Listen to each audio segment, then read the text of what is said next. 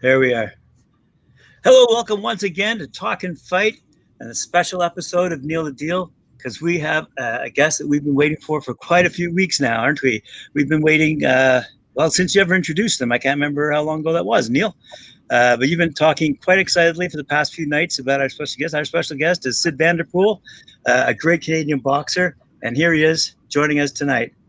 So I'll leave it in your good hands, Neil. Take it away, and let's hear what Syd has to say. Thank you very much, Graham. This is one of the greatest days. I actually am here with a gentleman that I've looked up to for a long time. I seen him fight a bunch of times here in Mississauga with some of his family members were involved, and it was great. I just loved it. I thought you were awesome, Syd. So anyways, everybody, thanks for coming out. I was singing a lot last night, so I lost my voice a little bit. Kind of stretched, did a little bit too much. You know how it is. So, because I was so excited, guys, about Syd being here, I forgot what I was doing. So, that's what happens when you got superstar world champion boxers hanging out with me. This is awesome. Thanks, Graham, and thanks, Syd, for coming out. Guys, the likes, the shares, the comments, the subscriptions, absolutely unbelievable. Please, thank you so much. Keep them coming. We're having a great time over here, and we got the big man here today. Everybody, I'd like to introduce to you, ladies and gentlemen in attendance, around the world, presented by the Neil the Deal Show and sanctioned by Boxing News and TalkinFight.com, the former NABO super middleweight champion of the world, Mr. Syd the Jewel Vanderpool. There he is, guys. How you doing, Syd? Nice to see you. Thanks for coming out, buddy. Hey, listen, thank you so much for that intro. I mean, after that, I could pretty much go home. Like, that was it right there. I felt that one right there, brother. I felt that one. Thank you so much. I got more. One more little thing to add. Just, let's get ready to rumble.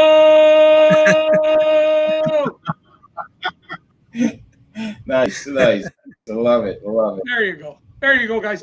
So everybody out there, guys, this is Syd Vanderpool. We're going to talk to Syd a little bit about his life in boxing. Hopefully he'll let us know some of the good times. I'm sure there was good ones, bad ones. It's life, So we're going to talk to Syd. We're basically just, how about, Syd, why don't we just talk a little bit about your career? Let's say, at what age, for instance, did you decide that you were interested in boxing? Was it at a very young age or middle-aged teenager or, that kind of thing? Yeah, no, for sure. Well, it actually wasn't me that decided. Oddly enough, it was my dad.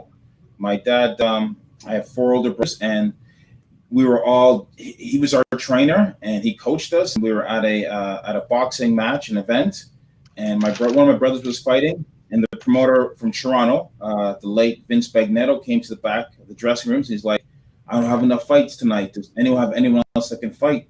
And my dad looked around, he looked at me, he goes, "He'll fight." I looked up at him like, I will.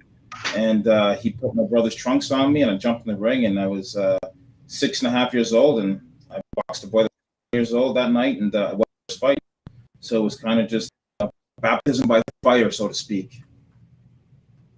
That is awesome. Thank you very much, Syd, for that. That was great. So you just mentioned to me, which is, fantastic, that you have some brothers that are also boxers. Is that correct? Yeah. All my brothers all boxed all at the same time. Used to travel around Ontario, Canada, North America, for that matter, in a van, just going to different fights and different tournaments. And 2 of my brothers turned pro. My oldest brother, Felix, turned pro back in the 80s. So I remember watching him box when I was like 10 years old, being smoke-filled arenas, watching him fight as a pro. And that's actually why I was a southpaw, because my oldest brother Felix was a southpaw. I watched him, and I just stood the way he stood, and no one ever corrected me, and I got pretty good at it.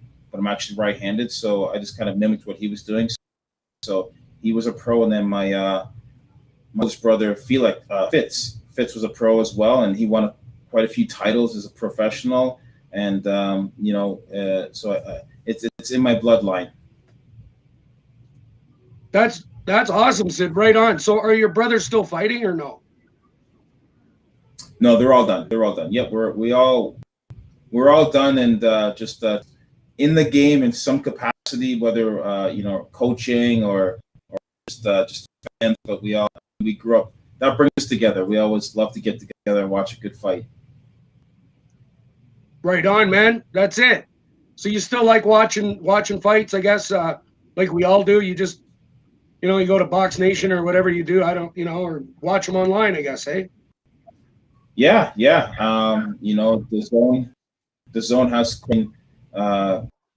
they bring some good fights. Look forward to the Joshua fight if that happens. That'll be a big one. And so yeah, Garcia. We just watched the Garcia fight. Lots of exciting things going on in boxing nowadays. Right on. That's great. That's awesome, Syd. So I just have a quick little thing about your four brothers. It just I'm curious. When you guys were growing up, did you guys kind of punch it up a bit amongst each other, or was it a love it? You guys, were you just loving each other, or were you beating each other up? Or both? I don't know. Oh yeah, I guess we loved each other so much. We kind of just we showed love in different ways. But yeah, we definitely some bloody nights. We had a boxing ring in our backyard. I mean, that's just what we did. So it helped improve our fight game. That's for sure. Is there any one incident when you were growing up with your brothers that comes to mind that the Neil the Deal fans, guys, thank you very much for everything. This is great. We have Syd here. That you remember as a kid, kind of a funny story, maybe like your brother put your shorts on by accident, or you had your gloves on and then you got upset. Oh my gosh, funny stories. So I mean, sure, I can awesome. Tell my dad. He won't know. But we had to run every day before get up. We go. That's just what we did. We go running. It was 5 kilometers, and we come home. And so my oldest brother Felix, he got smart. And he's like, "Hey, listen, guys, if we run up here and we cut through the forest, we can actually go through the forest. They'll cut about half of our time. So we would go run through the forest. There was all these apple trees in there. So we play crab apples. We throw apples at each other for about 9 minutes. And we cut back on and we finish up. And there's actually a little pond there too. And we'd splash water on our face. And then we'd finish off our run. Listen, we learned how to have fun. That's great. That's great, Syd. That's a good one right there for sure. I'll tell you, when I was a kid, we used to have a chestnut tree. So we used to take these giant sticks and throw them into the tree to knock the chestnuts down. I don't know. It was like a giant piece of wood. And you just throw it into the tree. Like, it's the most weirdest game, but I guess we liked it, right? Kind of like you like throwing apples at your brothers. Oh yeah, and those apples hurt, I'm sure. Oh yeah. They sure you ever did. Hit with a blazing apple from a guy your size? I wouldn't want you to throw an apple at me, man. Look at the size of you. No, but it helped with our reaction time. To dodge those apples. That's right. Actually, it helped you work on your foot speed, right? That's right. Yeah, for sure. It's amazing what little things like that can actually do for your career. You thought it was all apples, but it's actually training. Hey, listen, Rocky used to chase the chicken around, right? So, you just got to be creative. That's correct. And in those days, we didn't have any money. So basically, that's what you did. Yeah. So anyways, Syd, This is awesome. This is a really good interview. Thanks again, Syd, for coming, man. I'm just going to talk a little bit about something I saw. I saw you fight at the Hershey Center back in around 2003, 4. And I was hanging out with your brother or your cousin, Troy. It was your brother. My gosh, Troy. He was up in the stands because I was friends with Hayashi. Yeah. So when I was there, with those guys, so to speak. I met your brother, and you were actually you were the main guy on the card. You were the headliner. Okay. I'm pretty sure. I saw you. Yeah. You know how it is. You see so many over there. It's like, okay. I remember there was an Oriental guy said, I wanted to ask you. I can't remember his name, but he's from Mississauga, and his last name is like Tam or something. Tran. Yeah. But he got knocked out cold the day I went to see him fight. Is it Rico Tan? No. Rico Tan. I think that's his name. Yeah, man. Oh, I want to meet that guy. Yeah, Rico. he was supposed to be like the next big thing or something. And we went there, I don't know, man. And that guy got crushed in about 30 seconds. Like it was 10 seconds or something, Syd. Like I couldn't believe it. I'm like, he was you were on the program, on the inside of the program, but that guy was the guy on the front of the program. Like that's the big fight. Yeah. And it lasted all of about 7 seconds. You know that is that the guy? Is that his name, Rico Tan? I think that so. Was crazy because I never remember again. Did he ever fight again? I don't think so. Do you remember? Did he fight somebody from out of town? Like, did he fight a Mexican or did he fight a local? Yes. Do you remember that? Yeah, it was a Mexican or something, Panamanian or some guy like that. Yeah, that's the thing, right? Like, when you bring fighters in from other countries, these guys will fight like every other day, unsanctioned, and they'll come in and they'll, on their fight record, they'll say, 8 fights, but they've had 50 fights. You just don't know. Like, it's crazy. So yeah, it's you take a gamble when you're bringing guys from, especially in Mexico, because like Canelo, how many fights Canelo had? Like, he turned pro, I think it was 18, but I think he already had like, I don't know, 90 or 100. They don't know. They can't even count his amateur fights because, some fights are unsanctioned, so to speak. So it's risky sometimes when you bring, fighters in from other countries.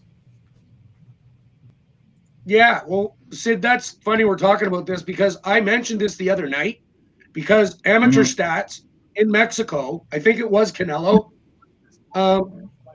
his trainer said that he got credited for whatever, 12 or 15 or 25 amateur fights, but really he had 10 or 15 more, but they were all in, what do you call it, small towns in Mexico that are like you said, unsanctioned. They're like bars or something. He's fighting in the bar, but there's no documentation of it, like professional documentation, but the trainer knows and the coach knew, right? Yep. So that's it, right? I think even Scotty Olsen, when I talked to Scotty Olsen, he told me that he had more. I said, you only have this many on your career record, but when we talked to him, he said, no, he had more. Yeah. Oh my God. Yeah. So I guess that happens all the time. He said, type of thing, I guess it does. I'm just Rico's record come up there.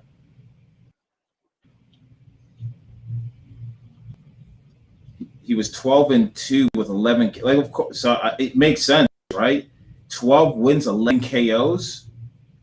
That's impressive. Yep. Yeah, he was supposed to be, according to what I was told from some inside people, that this guy was supposed to be kind of like the next big Canadian kid. Yeah.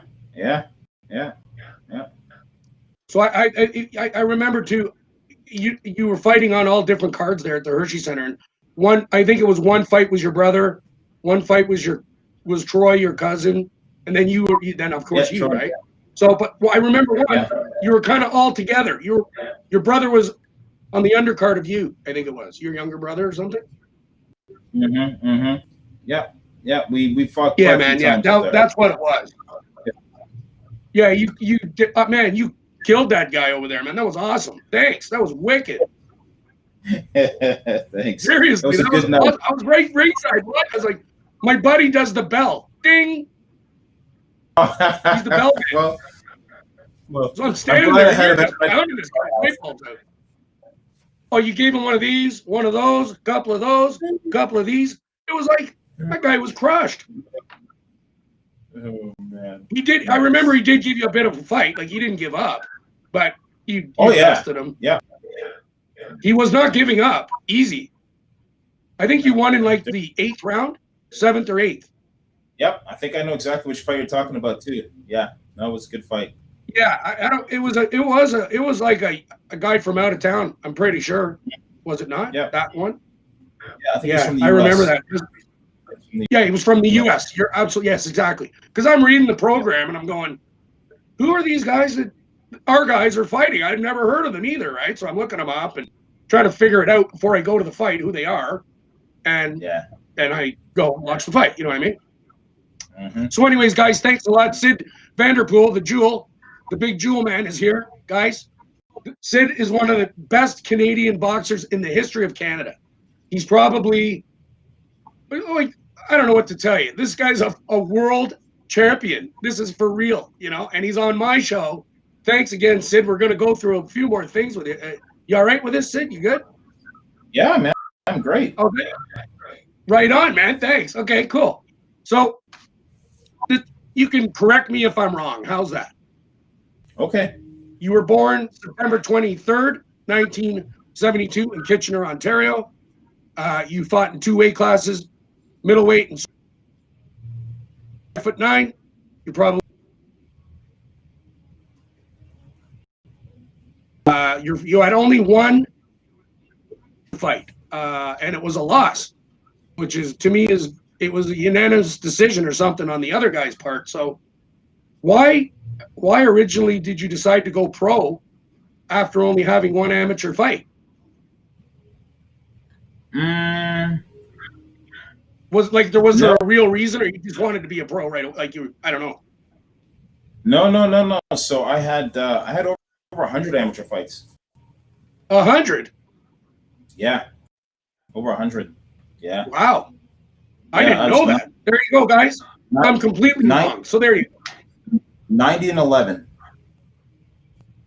90 and 11. And how many knockouts of the 90?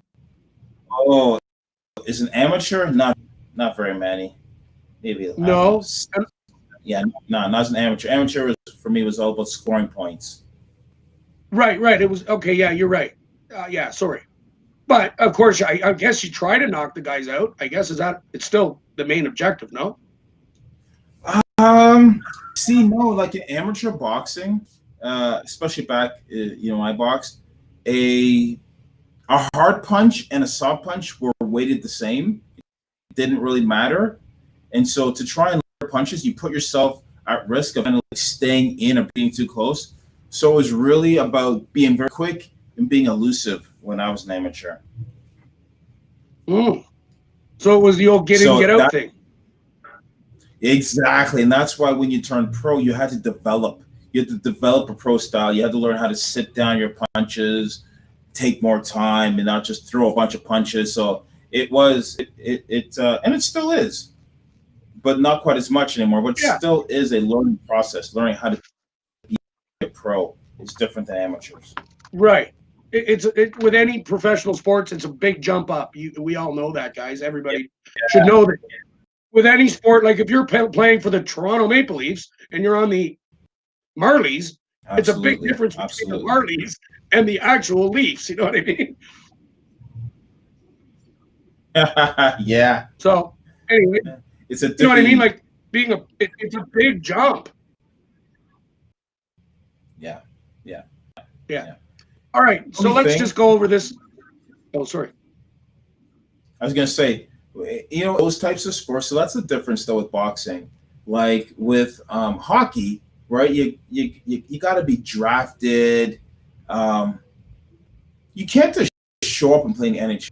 For professional boxing, you just have to be sanctioned by your lordy, and there is no like screening process, right? So, you could have zero. You could have, like you were saying, like why did turn pro after one? You thought like somebody could have zero amateur fights and turn pro, right? Which is very dangerous, and that's the one thing that it's a good thing about I think other organizations where you have that system you need to go through.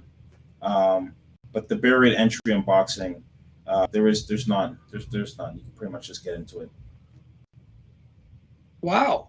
I see. Syd, I didn't know that, obviously. Guys, this is the kind of stuff I'm talking about. We're talking to Syd Vanderpool, world champion, professional boxer, awesome humanitarian, absolutely amazing. I can't believe he's here, guys. It's really him. And he's telling you the real deal. All right.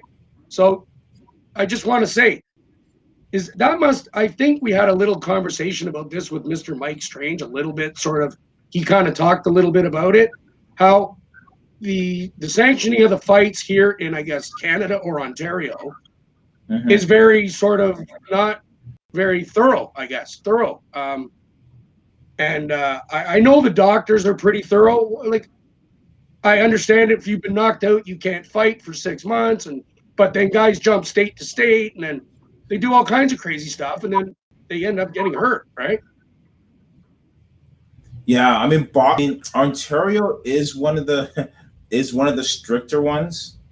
Has been for 10, 15, 20 years.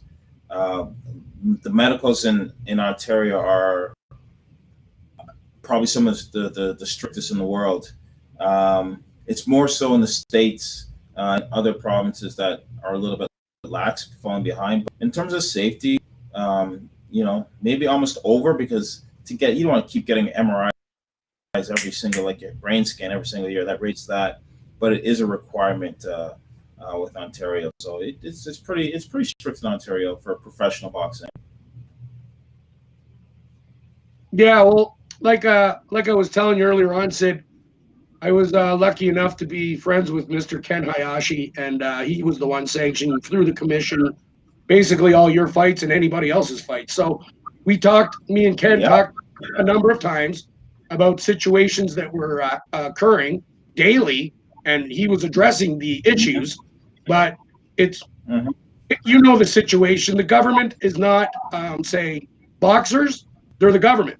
So he was, I guess, the commission's in place to keep fighters safe, right? Yeah. All right, cool, man. Yeah, it's about the promoters want to try and make money, the fighters want to fight, and the commissioner and the commission is trying to keep everybody safe, and there's always going to be conflict.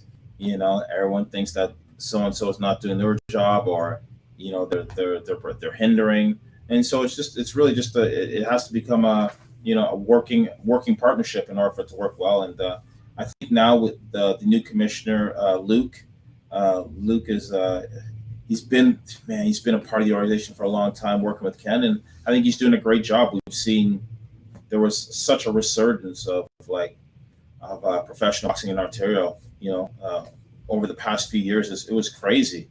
So I think once COVID's done, I think you'll see it pick right back up again. That's crazy, eh? That's like I say, I think that things were pretty good in Ontario. This is just my opinion because I heard what was going on. But I know for a fact that yes, and you're absolutely right, that the doctors in Ontario are very thorough with things. Yes. They're very thorough. Yeah. So honestly, I always thought that was a good thing because that protects you. And the most important thing is for you to go home to your family and wife and kids after the fight. Yeah, that's the most important thing. So your safety is always the best. It's the most important thing to all of us. You know what I mean? So anyways, let's go into a little bit more of your pro career, if that's okay. And I really appreciate it, Syd. Thanks again, man. From the bottom of my heart. This is great. This is awesome. Guys, I'm so happy Syd's here. He's awesome. Guys, fought for Canada. Killed it. Respect. You know what I mean, buddy? So nice, thank you. Your pro career, apparently, and you can please, we could have this all wrong, right? So please let us know what the real truth is. 39 fights, 35 wins, 23 by knockout. You had 4 losses, 3 of them by knockout. Your first pro fight was March 5th, 1993. That was a win by KO. You won your first 5 bouts before a loss. I don't know who that was too, but I heard you won your first 5, then you lost one. But then, guys, everybody out there in Talkin Fight Land, Neil the Deal Show, he won 23 straight after that. Right on, Syd. Right on. Yeah. So I'm just happy. Is that the way it went down or no? Yeah, I mean, I was pretty determined after that first loss to really kind of, I just knew that I was better, and so I needed to do something different. And after that first loss, that's when I moved into a training camp facility, and really, up until that point, I was the amateur fighting in the pros. And after that loss, I learned what it meant to be a pro. My coach at that time was John Davenport, the late John Davenport, and that man taught me so much just about being a professional. And I'm not saying professional boxer, I'm just talking about being a professional, what that entails, whether you're a professional lawyer, carpenter, whatever. The work ethic, the attention to detail is the same. And so he taught me how to take it seriously, and how to see it as a discipline, and as an art, and as a profession. And I owe that man a lot. And again, that's why I think you saw there's I think like about 6.5 years of not losing a fight, and it was due to just really understanding the process of becoming a professional. That's awesome, Syd. That is great, man. Awesome. Congrats. Yeah. Thank you. Thank you. I just got a comment from a fan here about your friend there. I guess you know him, Rico Dan. So apparently, yeah. This is what they're telling me. So Rico Juice 10. Juice 10, yes. 20. Juice. Is that his nickname? Juice. Or something? Yes, Juice 10. Yeah, that's the guy. Okay, cool. Right on. We found him. Thanks a lot, guys, for the comment. We'll ask Syd about this. Kind of cool. All right. So this guy was born in February 26, 1978, Toronto, and he's a Canadian welterweight boxer of Chinese and Indonesian descent from 2000 to 2003. He retired with a 12-2-2 record, 11 KOs, and he now owns a Hawaiian barbecue food cart or something. 2 of them. And that's what he's doing. He owns a food cart now. You know what I mean? That's what he's doing. Crazy. So anyways, it is the guy. I'm just saying because, dude, I was at that fight when you were there at that fight. Your brothers were always there, and everybody was there. And I was so excited to meet this Rico Tan guy, and basically he went out in an ambulance, so I didn't get to meet him. Yeah. It was terrible. I felt bad for him. I was like, that was terrible. Like, I was in shock, honestly. That's boxing, right? You can never, as big as anyone can be an underdog and the other guy's the favorite. Listen, one punch changes everything. And that's what's so exciting about the fight game. Yeah, true enough, eh? True enough. Like, you could be up on points, and we've all seen it. Guys into the 15th round. And, like, I can tell you about one fight right now. I think it was Thomas Hearns and Sugar Ray Leonard. Oh, great fight. Yeah, and Hearns was basically had him. And then Leonard, in the 14th round, knocked him out. The guy was up on every card. He was beating Leonard like easy, and then all of a sudden he ran out of gas. Do you remember what Angelo Dundee said to Sugar Ray Leonard between rounds? No, I don't actually. I remember the fight because he's my favorite of Sugar Ray Leonard. Everybody knows, guys. He's one of my.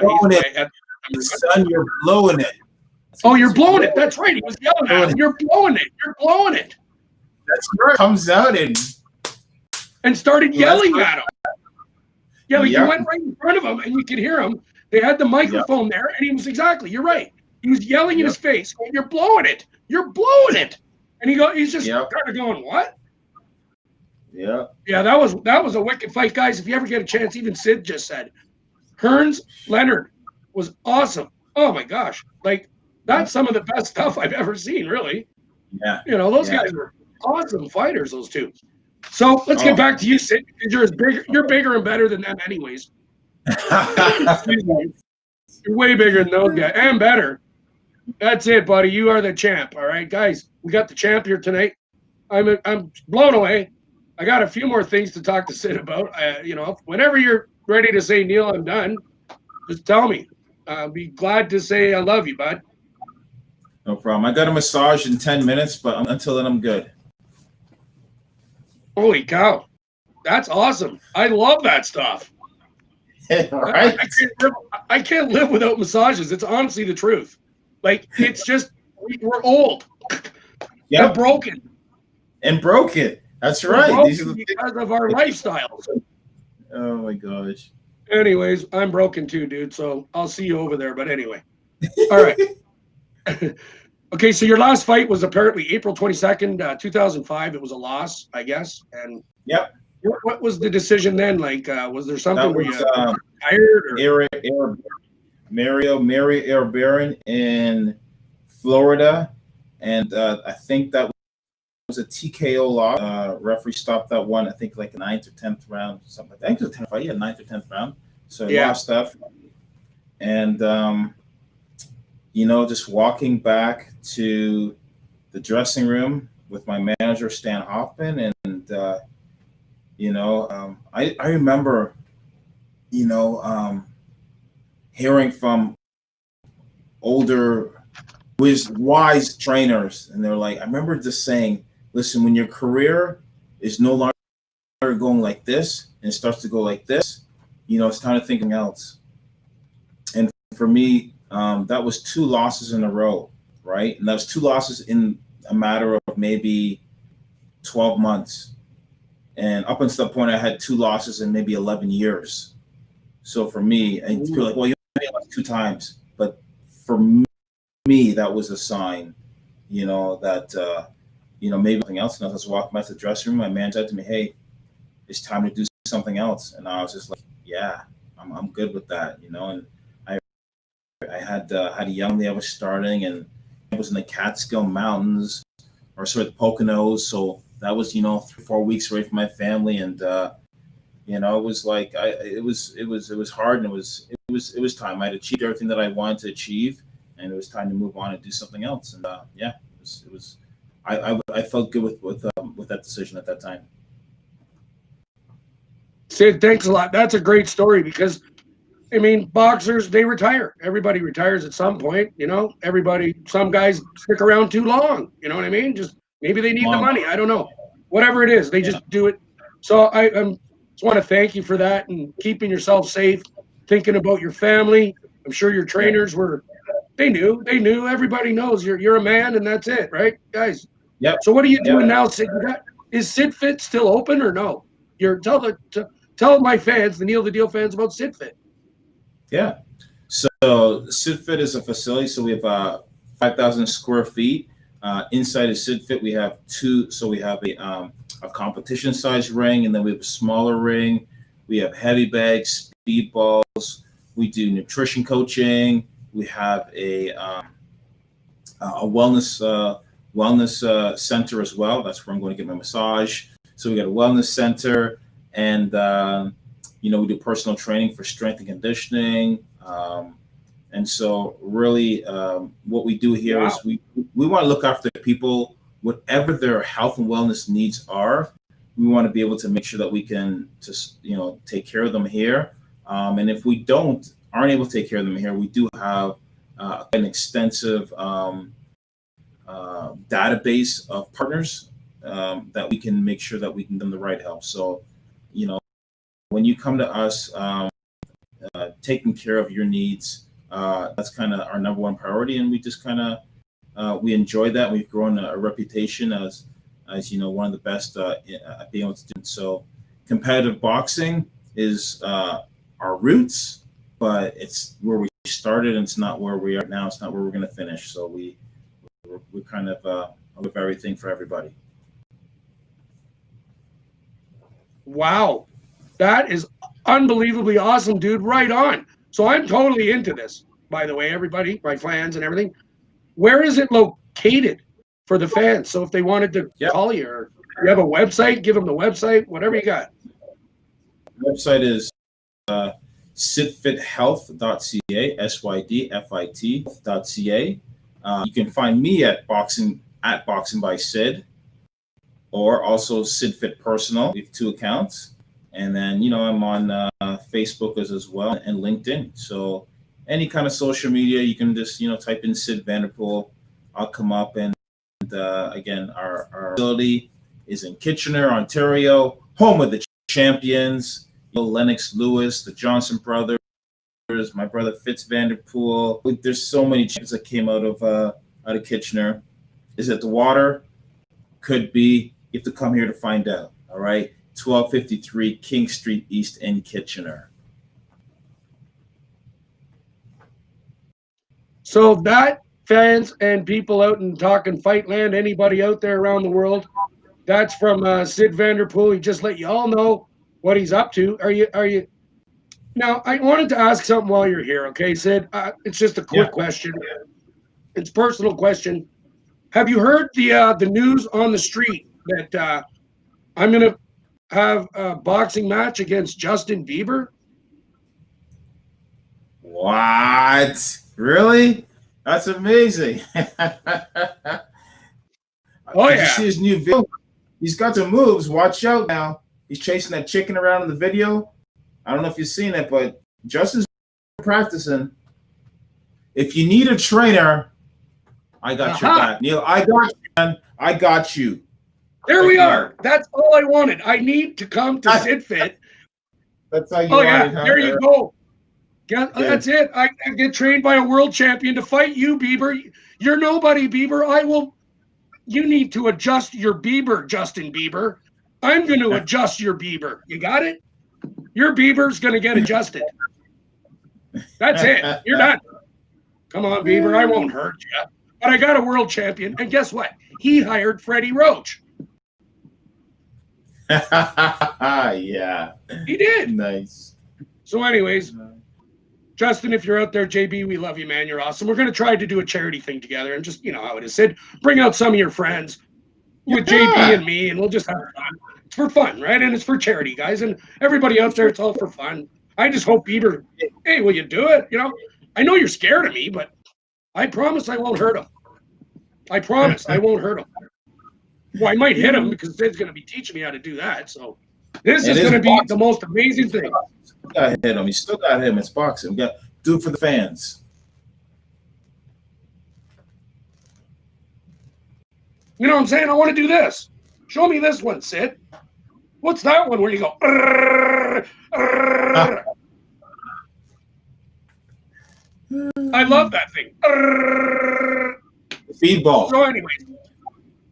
Yes. Yeah. You're doing it like that or something. You know what I mean? It's like there's a technique behind this stuff, everyone. Like, you don't just go up there and do it. Go ahead, try it. I tried it once. It was not very good, I'll tell you. It's hard. It is. It's hard. It's freaking hard. So, listen, I know you got to go have the massage. That's great. Everybody out there, we've had Syd the Jewel Vanderpool on the Neil the Deal show. I want to thank you so much, Syd, from the bottom of my heart. Now, the last question, if I have one more question I can ask you. Are there any guys that you've seen yourself that fight in your weight division, super and middle, that you saw new and up and coming like greenhorns that we should all be looking out for? Is there anybody out there that you can say, wow, that guy's got some talent? You know what I mean? Oh my gosh. But I want him in your weight division. That's all. I mean, maybe whatever. No one that I've seen. I mean, everyone that I've seen they're already there. Like Terrence Crawford, phenomenal. Right. The Garcia kid, he's looking nice. Ryan Garcia's looking nice, but nobody that on the fringe yet, but if I find anybody, I'll let you know. I will let you know. That's, oh my gosh. Syd Vanderpool is going to call me to tell me to look up these guys. I mean, they're up and comers. Oh, by the way, there's a kid around the block. He's throwing apples at me. I got to go talk to him. You know what I mean? So, listen, I just want to say, I wanted to say hi to your brothers. Hi, guys. Hi, brothers. I remember you guys too. And Troy, I remember Troy. Can you ask Troy if he'd like to come, or any of your brothers? Maybe one day we could get all of you on the couch and we'll just have a massive, you know, whatever, a massive Vanderpool party. That'd be amazing. Totally. Like everybody. It'd be so cool to have them all in one spot. If you set it up, I'm all in, brother. I love it. That is awesome. Because I met them, and you guys are, everybody out there, Neil the Deal Talkin Fight. This guy is an absolute gentleman, sweetheart, a gem, the jewel. And he's got a whole bunch of his family and friends coming back. It's like, oh man. And when I adjust Bieber and adjust his Bieber, when I adjust Bieber's Bieber, I can tell the world that Syd Vanderpool trained me to adjust his Bieber. That's it. That's it. It's going down. And I promise, like I always said, we won't hurt him, right, Syd? We won't hurt him.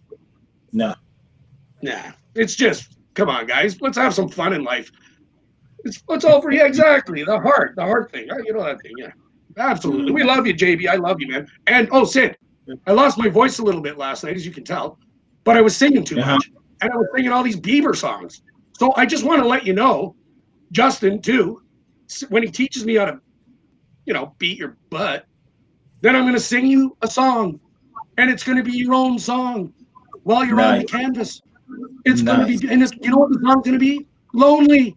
Because you're lonely on the canvas. You're done, Bieber. Let's do it. Oh, yeah. He called out Tom Cruise. He called out Tom Cruise, but he wasn't taking for a bruising, that Tom Cruise. Neil, he don't want none of you, man. Come on. No, he's cruising for a bruising. That's funny, eh? Like Tom Cruise won't even fight Justin Bieber. I'd let my girlfriend fight Justin Bieber. Or my mother, or any, you know what I mean? Like Justin Bieber's arms. Last time I saw arms like that, Syd, they were sticking out of a bird's nest. Like, and his legs too. Bird's nest. Let's go, bud. You're done. I will lose weight. Syd's going to make me lose weight, everyone. Fight fans, everybody around the world. I'm going to lose weight to become his division. So whatever his weight is, I want to be the same weight as Bieber. Yeah. It's just like what? 160, 170, I don't know, 65, 70 probably. I can do it, no problem. That's my natural weight, 170. Okay. That's where 168 is my natural weight. Isn't that super middleweight? We'll have to cut you down a little bit to get to Bieber's weight. Yeah, I'm about 195 or something right now, so we got some work to do. Or 190, I don't know. I don't weigh myself, but I'm not 200, put it that way. Nice. So, anyways, guys, thanks for coming. I just want to say the likes, the shares, everything you guys have been doing. We've had the man on tonight. He's going to train me to beat Justin Bieber and adjust his Bieber, and this is going to be awesome. So I'm super happy. He's bringing his family. We got all kinds of stuff happening. And this is like, and Syd Fit, everybody, I'll meet you over there. I'll be over there if you want to hang out with me. That's where I'm going to be for the next few months. I might just get an apartment in Kitchener because whatever, you know what I mean? Rent a room. I don't know. Yeah, man, why not? Well, I'm coming anyways just for my own good because I want to be in better shape and I ain't getting any younger. So I think this is the perfect marriage right here. It's perfect. Thanks, man. So, Syd, again, I'll let you go. I know you got stuff to do. So take care of yourself, buddy. And I want to say thank you from the bottom of my heart. You're awesome. You represented, man. And Talkin Fight fans, Neil the Deal fans, put your hands together and give this man an applause. Put your hands together and give him some applause. He's the man. Thanks, Syd. Hey, we'll see you soon. And I'll call you over. I appreciate it. Thank you, brother. We'll talk at the gym, okay? You got. Look forward to it. I can't wait. I've actually